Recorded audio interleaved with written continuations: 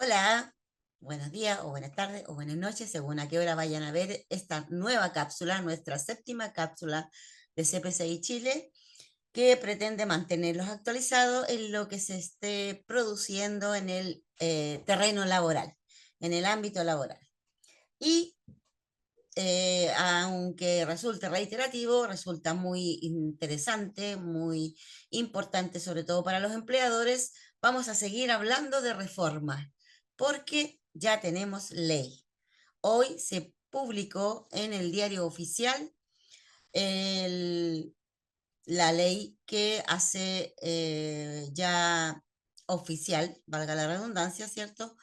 La reforma previsional que comienza entonces con esto a correr con todos los plazos. La ley tiene número, voy a compartir con ustedes pantalla, ¿cierto? Y ahí la podemos ver, fecha de promulgación o de publicación, porque la promulgación fue el 20 de marzo, ¿cierto? La publicación, que es el momento a partir del cual se hace oficial entonces el conteo de todos los plazos definidos en la ley, y es lo primero que encontramos en el diario oficial hoy día, ¿cierto? La ley 21.375, que ese será el número importante, así como la ley que reformó el sistema previsional en el año 2008, ¿cierto? A mediados del año 2008, que era la 20.255. Bueno, ahora también pasa a formar parte de la historia previsional en Chile esta ley, la 21.375. ¿Ya? Y hace entonces oficial que se establece, y esto es lo más importante, pero una cotización de cargo del empleador de un 8,5% de las remuneraciones imponibles, con los topes que ya están, se mantuvieron, ¿cierto? De los trabajadores afiliados al sistema de pensiones establecidos en el Decreto Ley 3.500 de 1980. ¿Ya? Y a continuación, bueno, empieza a dar, ¿cierto?, cuál será la distribución al final, ¿cierto?, después de 241 meses de transición global de esta ley, ¿cierto? 241 meses en que se ya, listo, después de 241 meses esto así queda. Y después de 241 meses, entonces va a quedar con un 6%, o sea, va a ser en vez de un 10 que tenemos hoy día, un 16%, ¿cierto? Que va a ir directamente a la cuenta de capitalización individual. Valga hacer la comparación aquí un poco de lo que había en el año 1980. El que menos pagaba en 1980 para su fondo de pensiones era el obrero afiliado al Servicio de Seguro Social, ¿cierto? La caja de los obreros en esa época, y era de un 18,84%. O sea, todavía no llegamos ni siquiera a los porcentajes de cotización que se pagaban en el año 1980, es decir, antes de la implementación de este sistema de AFP, ¿cierto? Que bajó sustantivamente para todo el mundo, ¿cierto? A un 10%, lo que al cabo de 40 y tantos años ya está clarísimo que no es suficiente para financiar pensiones dignas para quienes terminan su vida laboral.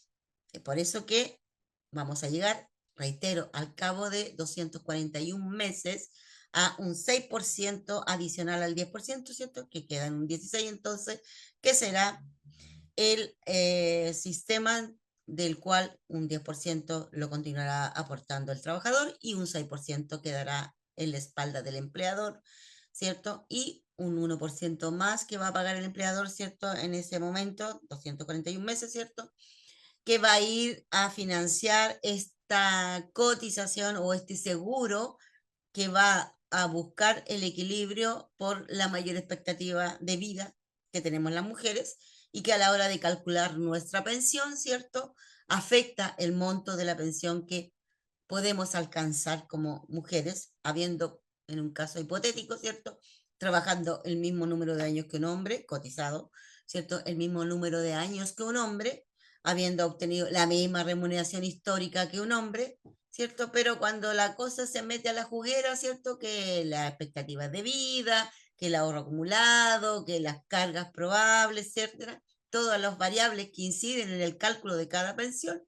En el caso de las mujeres, esta señora va a vivir más que este caballero, así que a ella los mismos 40 millones que tiene acumulado en su fondo, hay que hacerlo estirar así como un chicle para más tiempo que para ellos, que como viven menos tiempo, entonces ese chicle se estira menos y le resulta una pensión más alta al hombre. Eso entonces se corrige a través de esta reforma, entre muchas otras correcciones que hace, ¿cierto?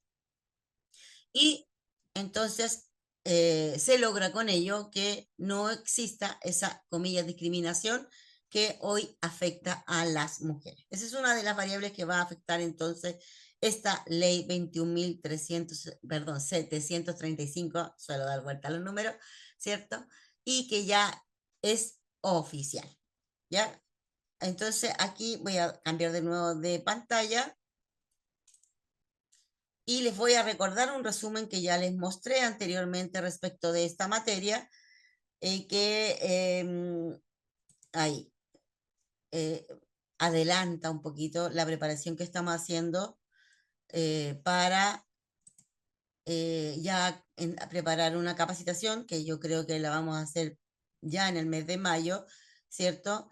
En el que vamos a hablar respecto de esta reforma previsional en Chile 2025, transformación y desafíos del sistema, ¿cierto? Así la estamos preparando. Y en eso vamos a hablar del contexto, de los antecedentes, los objetivos, los alcances de esta reforma, quiénes van a ser los actores clave, cuál va a ser el impacto y desafíos y perspectivas futuras desde la perspectiva, como siempre, en el caso de CPCI Chile, ¿cierto? Del empleador y el efecto que va a implicar para ellos esta reforma. Esto fue lo que ya les mostré.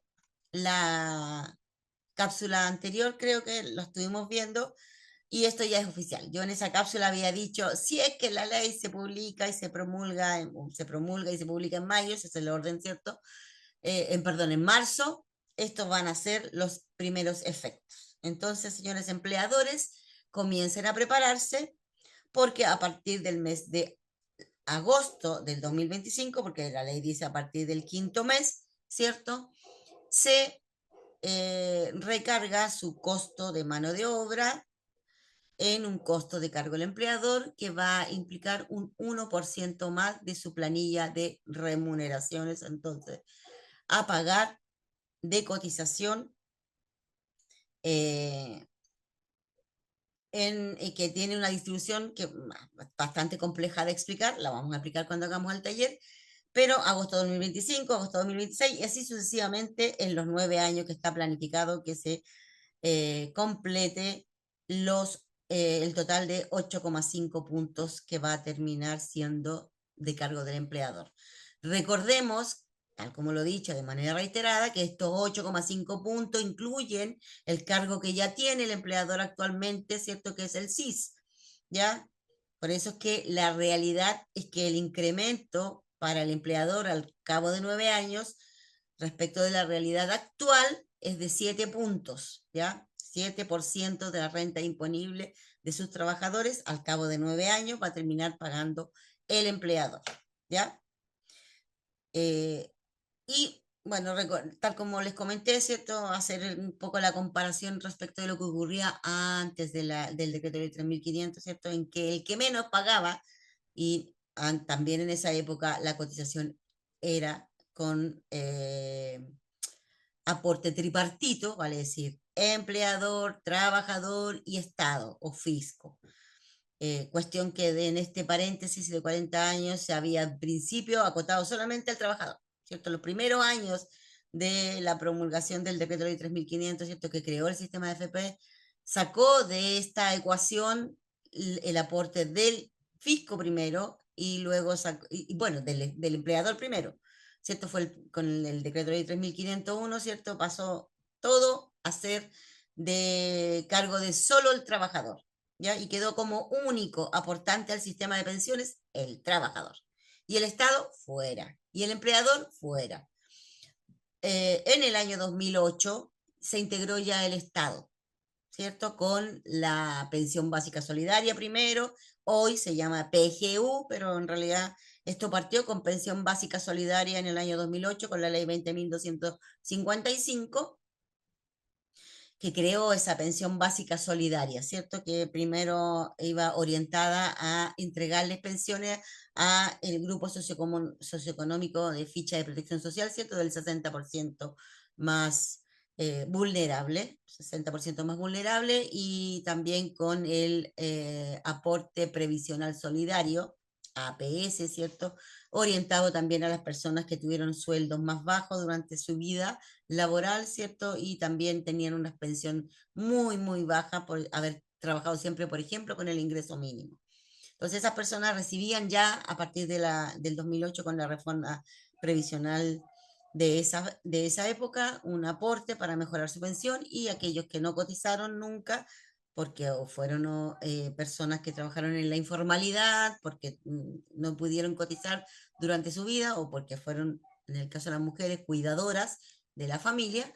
Entonces ahí ellas empezaron a acceder entonces a la pensión básica solidaria, que se convirtió en PGU en el año 2022, ¿cierto? Pensión garantizada universal, que aún no es universal, ¿cierto? Porque va a seguir siendo para el 90% del grupo socioeconómico más vulnerable. O sea, solo el 10%, comillas, más rico no va a acceder hasta ahora a la PGU, ¿ya?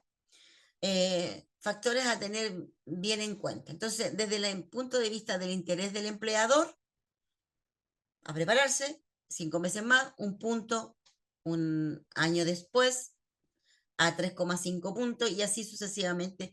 Siempre en el primer punto no está incluido el CIS, pero en los 3,5 de el agosto 2026 ya está incluido el CIS. ¿Ya? Reitero, estamos preparando esta capacitación y espero tener la lista ya. Como ven ustedes, ya estamos avanzando en eso, a más tardar en el mes de mayo, ya no después, porque en el mes de abril nuestra intención como CPCI Chile, voy a dejar de compartir esto, que era mi primera diapo, ¿cierto?, de la presentación que haremos con esta capacitación que estamos preparando. Ya recuerdo entonces que para este mes de abril, que ya está pronto a comenzar, la mayoría de los empleadores actualmente están ya corriendo con las DJ, ¿cierto? Las declaraciones juradas desde el punto de vista laboral, DJ 1879 y 1887, ¿cierto? Que son retenciones de honorario, de impuestos por honorario y retenciones de impuestos de las remuneraciones, cuyo plazo vence el 28 de marzo, ¿cierto? Y por eso tenemos a la mayoría de los empleadores corriendo para cumplir con esa obligación. Y aquí importante un tips respecto de las DJ, para que no hayan incidencias, como decía eh, mi amigo Juan Francisco hace un par de minutos. Cuadren, por favor, cuadren sus DJ con el formulario 29 o los PPM, o sea, la declaración que hizo todos los meses, ¿cierto? El empleador todos los meses pagó la retención que le hizo a los trabajadores. Bueno, que cuadre su declaración jurada con esa información, porque si bien los ERP le entregan casi lista la declaración jurada, 1867 sobre todo, es fundamental que eso se cruce con la contabilidad, porque la parte de declaración y pago de esas retenciones que hicieron los empleadores durante el año 2024, ¿cierto? Lo hacen normalmente las áreas contables o el contador con su formulario 29 todos los meses. Le entregó a Impuesto Interno, le dijo, mire, a mis trabajadores yo les retuve para impuestos tanto, 240.000 pesos. Y en la DJ, en el mismo mes, está declarando 241 porque después hizo una corrección en el ERP, un cambio, una reliquidación de sueldo, y no cruzó esa información. Eso es lo que genera normalmente incidencias posteriores, errores en esas declaraciones. Así que importantísimo hacer esa cuadratura antes de subir la DJ al servicio de impuestos internos. Tips, entonces, que habla desde mi experiencia en esa materia. ¿Ya? Les recuerdo, mes de abril, CPCI, ejecutando el programa de cálculo de remuneraciones. Desde la perspectiva práctica, nos queda el área del comercio, ¿cierto? Cómo calcular, y una mirada general a la aplicación de la normativa laboral para trabajadores del comercio, vendedores, cajera, etcétera, todo lo que tenga que ver con comercio, sistemas de jornada, beneficios especiales, ¿cierto? Para el caso de empleadores, de trabajadores del comercio en general. Y posteriormente se viene el área del transporte y los contratos por obra también. Y terminamos con una mirada general al cálculo de liquidaciones de sueldo y ahí miraremos también un poco de lo que son sueldos empresariales. Hemos modificado las fechas de ejecución de estas capacitaciones, pues es necesario disponer de un quórum mínimo que permita ejecutar la actividad. Así que los dejo cordialmente invitados a nuestro programa de remuneraciones durante el mes de abril, ¿cierto? La última parte que nos queda, ¿cierto? 4 talleres. Y, y para mayo las esperemos tener lista ya la capacitación de esta reforma previsional ya oficial. Nos vemos en una próxima cápsula.